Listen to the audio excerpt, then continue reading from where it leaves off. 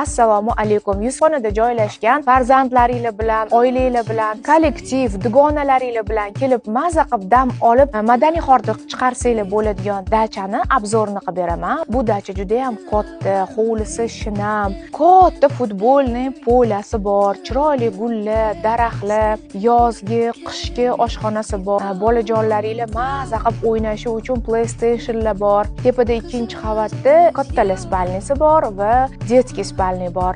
Bolajonlaringiz, turmush o'rtoqlaringiz o'ynashi uchun bilyardlari ham bor. Pastki oshxonasi ham juda ham katta.